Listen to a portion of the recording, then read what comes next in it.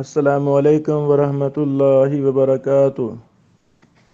بسم اللہ والحمد للہ والصلاة والسلام علی رسول اللہ، اما بعد۔ سنن ابی داود حدیث نمبر 67۔ امام ابو داود رحمہ اللہ فرماتے ہیں، قال حدثنا احمد بن ابی شعیب و عبد العزیز بن یحییٰ الحرانیان قال حدثنا محمد بن سلمہ عن محمد بن اسحاق عن سلیط بن ایوب عن عبید اللہ بن عبد الرحمن بن رافع الانصاری ثم العدوی عن ابی سعید الخدری رضی اللہ تعالی عنہ سیدنا و محبوبنا ابو سعید خدری رضی اللہ عنہ سے روایت ہے، قال انہوں نے کہا، سمعت رسول اللہ صلی اللہ علیہ وسلم، میں نے رسول اللہ صلی اللہ علیہ وسلم سے سنا،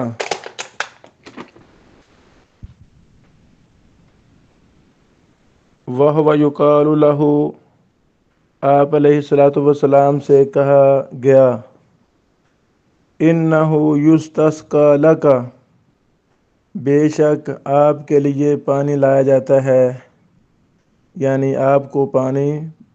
آپ کے لیے پانی لایا جاتا ہے، من بئر بضاعہ، بئر بضاعہ سے، بضاعہ کنویں سے، وَهِيَ بئر، یہ ایسا کنواں ہے، یلقیٰ فیہا لحوم الکلاب، جس میں کتوں کا گوشت پھینکا جاتا ہے، والمحاجز، اور حیض والے کپڑے وغیرہ، وعذر الناس، اور لوگوں کا پیشاب وغیرہ، قال رسول اللہ صلی اللہ علیہ وسلم، رسول اللہ صلی اللہ علیہ وسلم نے فرمایا، ان الماء طہور، بے شک پانی پاک ہے اور پاک کرنے والا ہے، لا ینجسہ شیء، اسے کوئی چیز ناپاک نہیں کرتی۔ یہ ہے آج کی حدیث۔ اس حدیث کے سند کے تمام راوی ثقہ ہیں، سلیط تک احمد بن ابی شعیب ہیں، عبد العزیز بن یحییٰ الحرانی ہیں، یہ دونوں ہی حرانی ہیں، احمد بن ابی شعیب اور عبد العزیز بن یحییٰ، یہ دونوں حرانی ہیں، اس لیے حرانیان انہیں کہا گیا ہے۔ یہ حران شہر، یہ جزیرہ، یعنی جزیرہ کی طرف ایک شہر ہے، جزیرہ کی طرف۔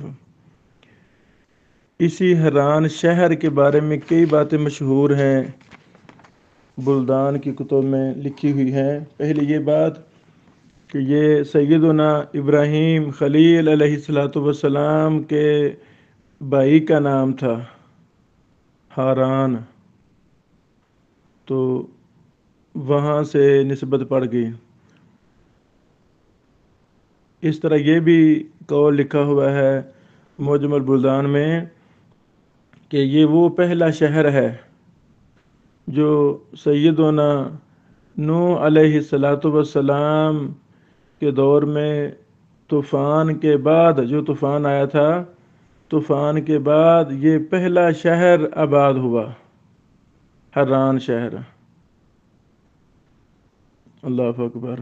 یہاں حرانی لوگوں کے گھر تھے، اسی وجہ سے اس کو حران کہا گیا۔ یہ معجم البلدان جلد نمبر 2 صفحہ نمبر 67 میں تفصیل آپ دیکھ سکتے ہیں۔ یعنی سلیط تک یہ سارے راوی ثقہ ہیں، اور سلیط سند کے اندر سلیط بن ایوب راوی گزرے ہیں، ان کو صرف امام ابن حبان نے ثقہ کہا ہے، اور ان سے روایت کرنے والے صرف ابن اسحاق ہیں۔ اللہ اکبر۔ اور ان کا کوئی شاگرد نہیں ہے۔ محمد بن اسحاق تیسرے طبقے کے مدلس راوی ہیں۔ تو طبقات المدلسین، تقریب التہذیب، تہذیب التہذیب، تہذیب الکمال، یہ چند وہ کتابیں ہیں جو ہمارے بیگ کے اندر ہونی چاہیے۔ چلو تقریب التہذیب تو آ سکتی ہے بیگ میں، طبقات المدلسین تو آ سکتی ہے، یہ چھوٹی کتابیں ہیں۔ طبقات المدلسین تو بالکل چھوٹا سا رسالہ ہے۔ تقریب التہذیب ایک جلد میں دستیاب ہے، بازار سے مل جاتی ہے۔ یہ کتابیں ہمارے بیگ کے اندر ہونی چاہیے جب بھی ہمیں وقت ملے۔ یہ دور بہت ہی زیادہ مصروفیات کا دور ہے نہیں، ہم نے بنا لیا ہے۔ ایسے ہی مصروفیات ہم نے اپنے اوپر ڈال لی ہیں، فضول قسم کی مصروفیات، تو بہت زیادہ وقت ہمارا ویسٹ ہوتا ہے، ضائع ہوتا ہے۔ جب ہمیں قرآن و حدیث کے علم کی تڑپ ہوگی، ہم غم ہوگا، ہم رستے کے اندر کہیں مہمان بھی گئے ہیں، کہیں شادی پر بھی گئے ہیں، کہیں غمی پر بھی گئے ہیں، تو جب ہمیں غم ہوگا، ٹینشن ہوگی، تو ہم یہ سارا کچھ کر سکتے ہیں، پڑھ سکتے ہیں، علم میں پختگی حاصل کر سکتے ہیں۔ مثلا شادی کے موقع پہ کتنے گھنٹے ہم ضائع کر دیتے ہیں۔ بطور نصیحت میں ایک چھوٹا سا واقعہ بیان کرنا چاہتا ہوں۔ یہ سچا واقعہ ہمیں ہمارے استاد محترم شیخ الحدیث محمد رمضان سلفی حافظہ اللہ، میں نے استاد محترم سے کئی کتابیں پڑھی، سال ہر سال جامع رحمانیہ لاہور میں پڑھا۔ ماشاءاللہ وہ علوم و فنون کے امام ہیں، حدیث کے بہت بڑے امام اور محدث ہیں، شیخ الحدیث ہیں۔ اللہ اکبر۔ صحیح بخاری کی شرح حافظ محمد محدث گوندلوی، اللہ اکبر، امام العصر، انہی سے استاد محترم نے صحیح بخاری پڑھی اور ان کے فوائد کو اور پھر اپنے اضافہ جات کو مرتب کیا۔ ماشاءاللہ 13-14 جلدیں شائع ہو چکی ہیں، 1-2 جلدیں باقی ہیں۔ بہت بڑے محدث ہیں۔ استاد محترم حافظہ اللہ نے ہمیں کلاس میں بتایا کہ جب میری شادی تھی، شادی والے دن، اللہ اکبر، استاد جی کہتے ہیں میں نے گھر سے جاتے وقت سارا کتاب پکڑ لی، ادھر جا کے فارغ ہی بیٹھنا تھا، تو ادھر گیا، جاتے ہی رستے بھی مطالعہ کرتا گیا، تو وہاں جا کر لڑکی کے گھر بھی اپنا مطالعہ جاری رکھا۔ جب نکاح ہو گیا، رخصتی ہوگی، تو ہم گھر واپس آ گئے، تو رستے میں مطالعہ کر رہا ہوں۔ اللہ اکبر، اللہ اکبر۔ یعنی اسی طرح جب میرے استاد محترم فضیلت الشیخ عبدالرشید راشد رحمہ اللہ وفات پا گئے، یہ وہ میرے استاد محترم ہیں جنہوں نے تیسری کلاس میں مجھے لکھنے کی طرف لگا دیا تھا۔ اللہ رب العالمین میرے استاد محترم کو جنت الفردوس میں اعلیٰ مقام عطا فرمائے۔ ان کا نام عبدالرشید تھا۔ اللہ کی قسم ہم نے ان کو اسم بمسمہ پایا ہے۔ وہ بڑی رہنمائی کرتے تھے، بڑی رہنمائی کرتے تھے۔ وہ بھی ایک وقت حدیث کے، علم حدیث کے محدث بھی تھے، وہ بہت بڑے حکیم اور طبیب بھی تھے، وہ بہت بڑے کاتب بھی تھے، بڑی صفات کے حامل تھے۔ تو جس طرح کی مرضی طلبہ ان سے رہنمائی لیتے، وہ ان کو رہنمائی کرتے تھے۔ ہم نے سال ہر سال ان سے جامع رحمانیہ میں پڑھا۔ تو استاد محترم رحمہ اللہ وفات پا گئے، میں مرکز تربیہ میں زیر تعلیم تھا، تو چونکہ وہ میرے بڑے ہی، میں ان کے قریب تھا، وہ میری بڑی رہنمائی کرتے تھے۔ یہ جو کچھ تھوڑا بہت لکھ رہا ہوں، پڑھا رہا ہوں، یہ بہت بڑا حصہ اس میں میرے استاد محترم شیخ عبدالرشید راشد رحمہ اللہ کا ہے۔ میں نے ان کی حالات پر ایک کتاب بھی لکھی ہے، ابھی شائع نہیں کی۔ سنن نسائی ہم نے حدیث کی کتاب ان سے پڑھی تھی، لیکن مکمل نہ پڑھ سکے، سال ختم ہو گیا، تو وہ فوائد، وہ میں نے ایک رجسٹر تیار کیا ہوا ہے۔ اللہ زندگی دے، مجھے توفیق دے، میں انشاءاللہ وہ سارے فوائد استاد محترم کی حالات میں جمع کر کے شائع کروں گا انشاءاللہ، عزم ہے۔ استاد محترم کے جنازہ سے ہم واپس آ رہے تھے، جس گاڑی میں بیٹھا تھا اسی گاڑی میں فضیلت الشیخ قاری ابراہیم میر محمدی حافظہ اللہ، محترم شیخ صہیب میر محمدی حافظ اللہ کے بڑے بھائی ہمارے استاد محترم امام القراء شیخ القراء استاد القراء شیخ ابراہیم میر محمدی حافظہ اللہ۔ میں دیکھ رہا تھا کہ ان کی سیٹ کے مد مقابل سامنے والی بائیں طرف والی سیٹ پر میں بیٹھا تھا، وہ دائیں طرف بیٹھے تھے۔ میں دیکھ رہا تھا ان کو کہ وہ کتاب وہ پڑھ رہے تھے، تجوید کی کتاب تھی اور کچی پینسل کے ساتھ نشانیاں لگاتے جا رہے تھے۔ وہ ماشاءاللہ چونکہ مدرس بھی تھے، مصنف اور محقق بھی تھے، کتابیں بھی لکھ رہے تھے مسلسل۔ تو یعنی انسان سوچ بنا لے وہ وقت ضائع نہیں کرتا۔ ایک لمبی داستان ہے، کافی باتیں میں نے اپنی کتاب نصیحتیں میرے سلاف کی اس میں لکھی ہیں کہ ہمارے محدثین اور شیوخ وقت ضائع نہیں کرتے تھے۔ جب ہمیں غم ہم لگے گا تو ہم وقت ضائع نہیں کریں گے، فضول قسم کی مصروفیات سے ہمیں اعوذ باللہ پڑھ کے چھٹکارا ان سے لینا ہے، دور ہونا ہے اور اپنے آپ کو قرآن و حدیث پر مصروف کرنا ہے۔ خوش قسمت ہے وہ انسان جو کبھی حدیث پڑھ رہا ہو، کبھی قرآن کریم پڑھ رہا ہو، کبھی کسی بڑے شیخ اور محدث رابطے میں ہے، ان سے فائدہ لے رہا ہے۔ انشاءاللہ یہ دنیا میں بھی وہ سرخرو ہو جائے گا اور آخرت میں بھی سرخرو ہوگا انشاءاللہ۔ بہرحال باتیں دور نکل گئیں۔ اس حدیث کا بات چلی تھی محمد بن اسحاق سے، یہ مدلس راوی ہیں، لیکن سنن دارقطنی میں اسی سند میں سماع کی صراحت ہے۔ تو جب مدلس راوی کی سماع کی صراحت مل جائے تو وہ تدلیس والا الزام ختم ہو جاتا ہے اس سند کے اندر۔ پہلے راوی ہیں احمد بن عبداللہ بن ابی شعیب مسلم الحرانی ابو الحسن القرشی، اللہ اکبر، امام بخاری رحمہ اللہ کے اساتذہ میں سے ہیں، امام ترمذی، امام نسائی رحمہ اللہ وغیرہ کے اساتذہ میں سے ہیں۔ امام ابو حاتم رازی رحمہ اللہ نے کہا صدوق ثقۃ صدوق۔ امام ابن حبان نے ثقات میں ذکر کیا ہے۔ ابن مندہ رحمہ اللہ نے امام بخاری کے شیوخ میں ان کا ذکر کیا ہے۔ آپ مختلف اقوال ہیں، 33 ہجری یعنی وفات کے بارے میں اختلاف ہے، مختلف اقوال ہیں۔ دوسرے راوی ہیں عبدالعزیز بن یحییٰ بن یوسف البقائی ابو الاسبغ الحرانی۔ امام ابو حاتم رازی نے کہا صدوق، ابو داود نے کہا ثقہ، ابن حبان نے ان کو ثقات میں ذکر کیا ہے۔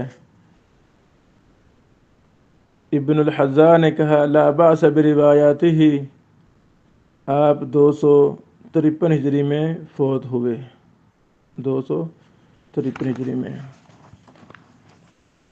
حرانیان پر پیچھے میں نے بحث کر دی ہے۔ حرانیان یہ صفت ہے احمد اور عبدالعزیز کی، یہ دونوں حرانی تھے۔ یہ حران کی نسبت ہے، یہ جزیرہ میں ایک شہر ہے۔ اگلے راوی ہیں محمد بن سلمہ بن عبداللہ الباہلی ابو عبداللہ الحرانی، یہ بھی حرانی ہیں۔ امام نسائی، امام ابن سعد، امام مجلی نے ان کو ثقہ کہا ہے، ابن حبان نے ان کو ثقات میں ذکر کیا ہے۔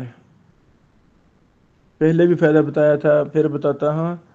امام ابن حبان رحمہ اللہ کا اپنی کتاب الثقات میں کس راوی کو ذکر کرنا اور امام ابن حبان کا الثقات میں ذکر کر کے ان کو ثقہ کہنا، دونوں میں فرق ہے۔ اگر صرف ذکر کیا ہے، حکم نہیں لگایا، تو کہتے ہیں محدثین ذکر ابن حبان فی الثقات۔ اگر ذکر بھی کیا ہے اور سکا بھی کہا ہے، سکاتن بھی کہا ہے، تو پھر محدثین کہتے ہیں وثقہ ابن حبان، یہ فرق ہے۔ اللہ اکبر، ہمیں ایسے ہی فرق کرنا ہے۔ امام ابن حبان رحمہ اللہ پر پچھلے سالوں مجھے 2 دفعہ ان پر دورہ کرنے کی توفیق نصیب ہوئی۔ ایک دورہ امام ابن حبان کے حالات اور ان کے منہج جرح و تعدیل وغیرہ وغیرہ پر تھا، وہ بھی ہمارے یوٹیوب پر موجود ہے۔ اور دوسرا دورہ تھا امام ابن حبان کی کتاب المسند الصحیح علی التقاسیم والانواع پر، اس میں ہم نے مختلف مجالس سے سماع قائم کی تھیں۔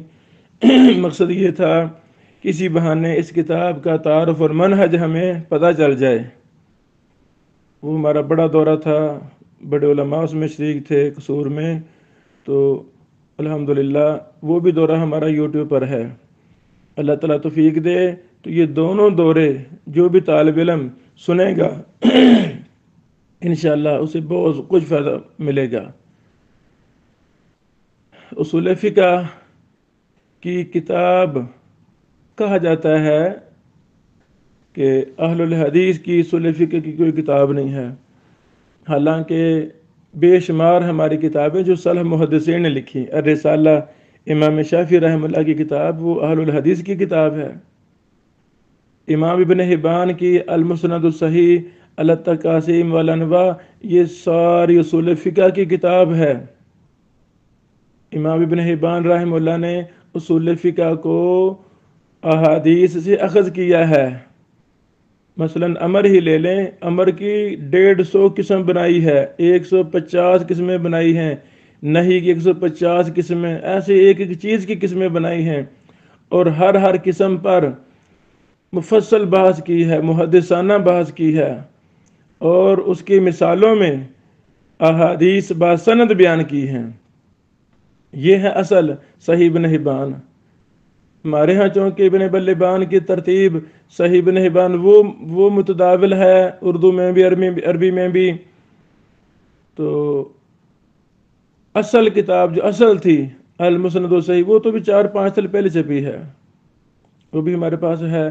تو بہرحال یہ میرے دونوں دورے وہ سننے والے ہیں۔ تیسرا، میں نے امام ابن حبان رحمہ اللہ کی محبت میں نے دیکھا کہ ان کی شہر بست پر کوئی کتاب ہو، کسی سلف خلف میں سے کسی نے لکھی ہو، تو مجھے کافی میں نے سرچ کیا، کافی شیوخ سے عرب و عجم سے میں نے رابطے کیے، پوچھا، بہرحال مجھے بست کی تاریخ پر کوئی کتاب نہیں ملی، تاریخ بست کوئی، ہاں چھوٹے موٹے رسالے ملے، کوئی کتاب نہیں ملی۔ پھر پچھلے سالوں اللہ تعالیٰ نے مجھے توفیق دی، میں نے پوری کتاب لکھ دی تاریخ بست کے نام سے۔ اللہ زندگی دے میں انشاءاللہ وہ بھی شائع کروں گا۔ بست افغانستان کا شہر ہے، آج بھی ہے۔ ہاں، ہلاکو خان، چنگیز خان، شیطانوں کے دور میں جیسے بڑے بڑے دین کے مراکز کو ختم کر دیا گیا، ملیا میڈ کر دیا گیا تھا، اسی دور میں امام ابن حبان کے یعنی یہ جو بست میں ایک بہت بڑی درسگاہ تھی، اس پر بھی اغیار نے حملے کی، اس کو تباہ برباد کیا، لیکن وہ قلعہ بست آج بھی وہ موجود ہے، گوگل پہ سرچ کریں گے، یوٹیوب پر اس کی ویڈیو وغیرہ آ جاتی ہے۔ تو بہرحال یہ ایک علم و عمل کی بہت بڑی داستان کا نام ہے بست۔ یہاں اللہ تعالیٰ نے بڑے بڑے محدثین پیدا کیے، تو وہ ساری داستان میں نے اپنی کتاب تاریخ بست میں لکھی ہے۔ اللہ تعالیٰ اس کو شائع کرنے کی توفیق عطا فرمائے، آمین۔ بہرحال یہ جو راوی ہے محمد بن سلمہ، اس کو امام نسائی، امام محمد بن سعد، امام مجلی نے سکہ کہا ہے، ابن حبان نے سکات میں ذکر کیا ہے۔ یہاں سے بات شروع ہوئی تھی۔ آپ 191 یا 92 ہجری میں فوت ہوئے۔ امام بخاری رحمہ اللہ نے ان کی روایت جز القراء خلف الامام میں نقل کی ہے، اور الادب المفرد میں بھی۔ یہ ہے محدثین کی ایمانداری۔ امام بخاری رحمہ اللہ جس راوی سے روایت صحیح بخاری میں لائیں اس راوی کا درجہ ثقاہت و فقاہت میں بڑھ جاتا ہے۔ ماشاءاللہ محدثین نے فرق کیا ہے کہ امام بخاری صاحب اس راوی کی روایت کہاں لا رہے ہیں، تو اس راوی کی روایت بخاری میں نہیں لائے بلکہ کہاں لائے ہیں، جز القراء خلف الامام میں لائے ہیں اور ادب المفرد میں لائے ہیں۔ اور یہ بات بھی معلوم شدہ ہے، طے شدہ ہے کہ امام بخاری رحمہ اللہ نے صحیح بخاری کے اندر صحت کی شرط لگائی ہے کہ امام بخاری صاحب کی تو ماشاءاللہ کئی کتابیں ہیں، تو المسند الصحیح، الجامع المسند الصحیح، المختصر من امور رسول اللہ صلی اللہ علیہ وسلم و سننہ و ایامہ، یہ نام ہے صحیح بخاری کا اصل نام۔ صحیح بخاری میں ہی صحت کی شرط لگائی ہے، باقی کتابوں میں نہیں۔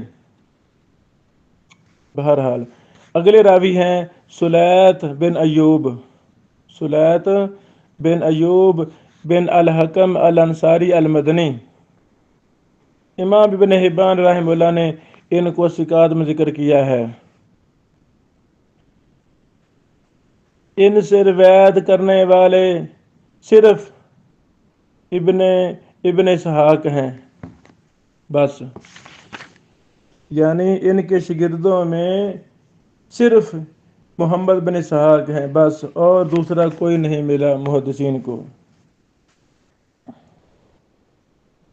ان کو صرف ابن حبان رحمہ اللہ نے الثقات میں ذکر کیا ہے، اور ان کی یہ حدیث بیر بضاعہ والی ابو داود اور نسائی نے ان کی روایت نقل کی ہے۔ یہ تھی سند۔ شیخ البانی رحمہ اللہ نے اس حدیث کو صحیح کہا ہے۔ یہاں سلیت بن ایوب یعنی محدثین کے اصولوں کے مطابق یہ مستور راوی ہے، لیکن یہ مجہول راوی ہے، لیکن چونکہ پچھلی حدیث وہ صحیح تھی، وہ اس کا شاہد ہے۔ اس طرح شواہد کی بنیاد پر یہ بھی صحیح ہے۔ حدیث کا معنی واضح ہے۔ اس کو ذکر کرنے کے بعد امام ابو داود رحمہ اللہ بیر بضاعہ پر کچھ تفصیل لکھ رہے ہیں۔ ماشاءاللہ فرماتے ہیں قال ابو داود وسمعت قتیبۃ بن سعید، میں نے قتیبہ بن سعید سے سنا، قال سألت قیم بئر بضاعہ، قتیبہ بن سعید کہتے ہیں میں نے بیر بضاعہ کے نگران، چوکیدار نگران جو وہاں متولی تھا، اس سے میں نے سوال کیا عن عمقہا، اس کی گہرائی کے بارے میں۔ بھائی بتا یہ کتنا گہرا ہے، جو نگران تھا ان کو تو پتہ ہی ہوتا ہے نا نگران کو۔ اس نے کہا اکثر ما یکون فیہا الماء الی العانہ، انہوں نے جواب دیا کہ جب اس میں پانی زیادہ ہوتا ہے تو ناف تک رہتا ہے، آنا ناف زیر ناف، بلکہ ناف کے نیچے زیر ناف تک رہتا ہے۔ قلت، میں نے کہا فَإِذَا نَقَصَ، جب پانی کم ہو تب کتنا رہتا ہے؟ انہوں نے کہا دون العورہ، اللہ اکبر، جب کم ہوتا ہے پھر کتنا ہوتا ہے؟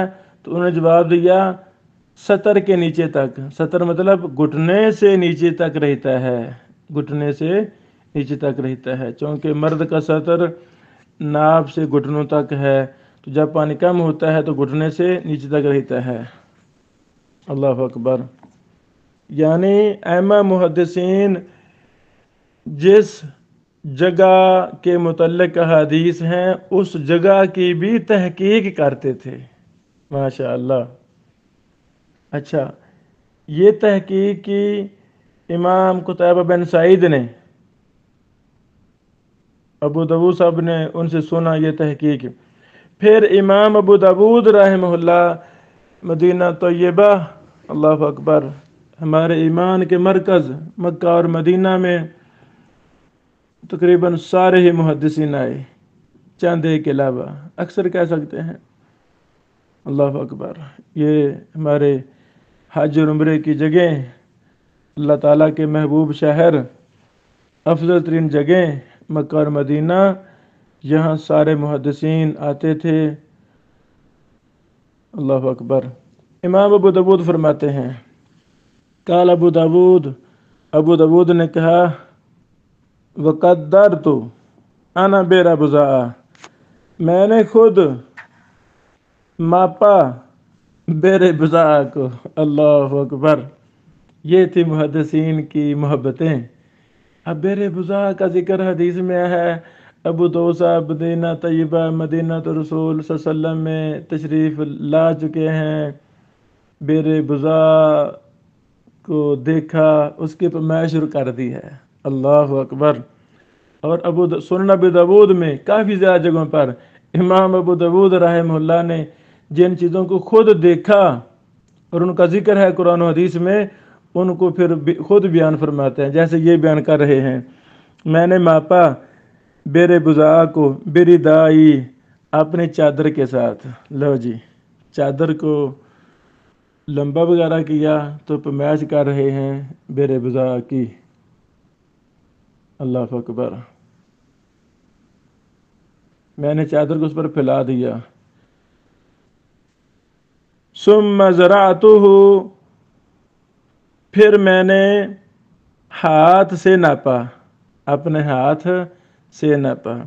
فَإِذَا عَرْضُهَا سِتَّةُ أَذْرُعٍ، تو اس کی چوڑائی 6 ہاتھ تھی، 6 ہاتھ بیر بضاعہ چوڑا تھا۔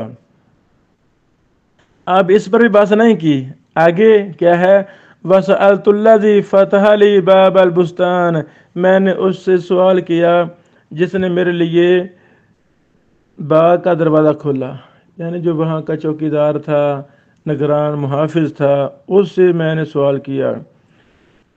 اس نے میرے لیے دروازہ کھولا تھا اس باغ کا جس میں بیر بضاعہ تھا۔ فَأَدْخَلَنِي إِلَيْهِ، اس نے مجھے اس کی طرف داخل کیا۔ کیا میں نے سوال کیا؟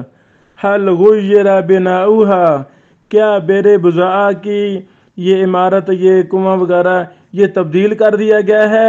اما کانت علیہ، جس پر پہلے تھا؟ یہ جو بیر بضاعہ کے شکل و صورت و دیواریں وغیرہ وغیرہ، یہ وہی ہے جو نبی پاک علیہ السلام کے زمانے میں تھا یا تبدیل کر دیا گیا ہے؟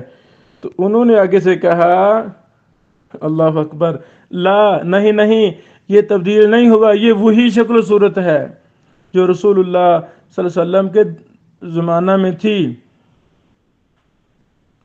وَرَأَيْتُ فِيهَا مَاءٌ مُتَغَيِّرَ اللَّوْنِ، امام ابو داود فرماتے ہیں، میں نے دیکھا اس میں پانی کہ اس کا رنگ تبدیل ہو چکا تھا، تبدیل شدہ رنگ والا پانی میں نے دیکھا۔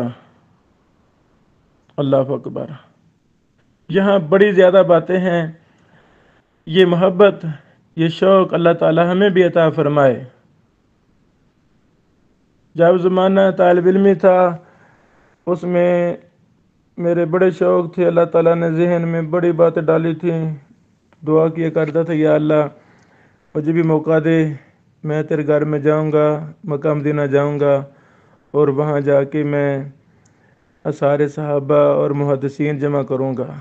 تو وہ اللہ تعالیٰ نے پچھلے سال میں 2 دفعہ آیا حرمین شریفین کی زیارت میں، تو تقریباً پورے سعودیہ کا میں نے سفر کیا، تقریباً ہم جگہوں کا، ہم شہروں کا۔ تو حجاز و اطراف میں آثار صحابہ و محدثین یہ کتاب مرتب کی، الحمدللہ وہ مکمل ہے، ابھی شائع نہیں کی، انشاءاللہ جلد اب شائع کرتے ہیں۔ اس میں کافی چیزیں ہم نے جمع کی۔ تو ابھی پچھلے سال ہی میں نے اسی سفر کے دوران، اصل میں جب ہم کسی بھی اہم قرآن و حدیث کی خدمت کے لیے سفر کرتے ہیں نا، تو اس سفر کے دوران جب ہم 24 گھنٹے وہی سوچتے ہیں، وہی چیزیں دیکھتے ہیں، وہی لوگوں سے، اہل علاقہ کے معمر بڑے بڑے بزرگوں سے، بڑے بڑے تاریخ دانوں سے ہم ملتے ہیں، تو اس دوران ہمیں بہت کچھ سیکھنے کو ملتا ہے۔ عجیب و غریب ذہن کے اندر محبت، اس جگہ سے ان لوگوں سے محبت ہو جاتی ہے، محبت ہوتی ہے تو ہم جاتے ہیں، پھر نئی نئی چیزیں ملتی ہیں جو ہمیں اور سیکھنے پر اور آگے جانے پر آمادہ کرتی ہیں۔ تو پچھلے سال سفر کے دوران ہی اللہ تعالیٰ نے یہ باتیں ذہن میں ڈالی تھیں کہ ایک ایسی موجم بھی تیار ہونی چاہیے جو خصوصاً حرمین شریفین کی حدود میں جو کچھ بھی ہے، جن کا ذکر قرآن و حدیث میں ہے، تو وہ ایسی موجم ہو جس میں صرف قرآن و حدیث ہو۔ پہلے یہ ذہن بنا کہ یہ آثار صحابہ محدثین کے یعنی ساتھ ہی اٹیچ کر دی جائے، پھر وہ ذہن اس میں مطمئن نہ ہوا، تو اب الحمدللہ اس بار کے سفر میں یہ مبارک موجم پر کام پچھلے سال سے جاری تھا، وہ پھر بحوث میں نے الگ مرتب کر دی ہیں۔ موجم الاحادیث الواردہ فی الحرمین الشریفین کے نام سے رفعت حجی کے اعتبار سے وہ امکنہ جو حرمین شریفین میں آتی ہیں کافی جگہ ہیں، تقریباً 100 کے لگ بھگ ہیں، تو ان کے بارے میں جو قرآن و حدیث میں قرآن کریم کی آیات کریمہ اور صحیح احادیث، ان کو میں نے ایک موجم کے انداز میں ترتیب دے دیا اور یہ کام مکمل ہو گیا ہے۔ اب پہلے ارادہ اس کا مختصر شائع کیا جائے، پھر اللہ نے زندگی دی تو مفصل بھی ہم اس کو شائع کریں گے انشاءاللہ۔ کہ یہ ایک وجوہات کی بنیاد پر کچھ شیوخوں نے کہا کہ نہیں مختصر ہی رکھیں، مفصل نہیں، ابھی مختصر ہم پہلے شائع کریں گے انشاءاللہ العزیز۔ اللہ تعالیٰ یہ جو محبتیں ہیں قرآن و حدیث کی، اللہ تعالیٰ ہمارے دلوں میں ان کو ہمارے مرنے تک ان کو قائم اور دائم رکھے، تاکہ یہ ہمارے شب و روز جو قرآن و حدیث کے لیے وقف ہیں، اللہ تعالیٰ ہمیں اسی پر زندہ رکھے اور اسی پر موت دے، اور یہ قرآن و حدیث کی برکت ہم جو سمیٹ رہے ہیں، اللہ تعالیٰ یہ ہمارے مرتے دم تک قائم اور دائم رکھے، ہماری نسلوں میں، ہمارے شاگردوں میں، پوری دنیا کے لوگوں میں اللہ تعالیٰ یہی محبت کہ قرب قیامت ہے، پیسہ مال و زر کا یہ دور ہے، دنیا نے اپنا رب پیسے کو سمجھ رکھا ہے، قرآن و حدیث کی خدمت میں ہم بہت کنجوس ثابت ہوئے ہیں، بہت ہم دور نکل گئے ہیں۔ اللہ تعالیٰ ہم سب کی اصلاح فرمائے۔ یہ جو امام ابو داؤد رحمہ اللہ نے باتیں کی ہیں، اس کے اندر بڑی تفصیلات ہیں۔ مثلا یہ جو قتیبہ بن سعید رحمہ اللہ کا قول نقل کیا ہے کہ انہوں نے کہا میں نے بیر بضاع کے نگران سے سوال کیا اس کی گہرائی کے بارے میں، انہوں نے یہ جواب دیا جب پانی زیادہ ہوتا ہے تو زیر ناف تک رہتا ہے، جب پانی تھوڑا ہوتا ہے تو گھٹنے سے نیچے ہوتا ہے۔ اس کا مقصد کیا ہے؟ امام ابو داؤد رحمہ اللہ یہ ثابت کرنا چاہتے ہیں کہ بیر بضاع کا پانی جاری نہیں تھا، یہ پانی جاری نہیں تھا بلکہ کنواں تھا، جیسے کنویں میں پانی کھڑا ہوتا ہے یہ وہ تھا، اور یہ پانی اس میں زیادہ ہوتا تھا، چھوٹی موٹی گندگی گرنے سے وہ یعنی وہ پانی کا رنگ وہ ذائقہ تبدیل نہیں ہوتا تھا۔ اسی وجہ سے نبی پاک علیہ السلام نے فرمایا کہ رنگ بو ذائقہ تبدیل یعنی یہ پانی پاک ہے، اس کو ناپاک چیزیں نہیں کرتی۔ مطلب کیا ہے؟ رنگ بو ذائقہ ان تینوں اوصاف میں سے کوئی وصف بدل جائے گندگی کی وجہ سے تو پانی ناپاک ہو جاتا ہے، اگر ان میں سے کوئی وصف تبدیل نہ ہو تو وہ پانی ناپاک نہیں ہوتا۔ بارک اللہ فیکم۔ السلام علیکم ورحمۃ اللہ وبرکاتہ۔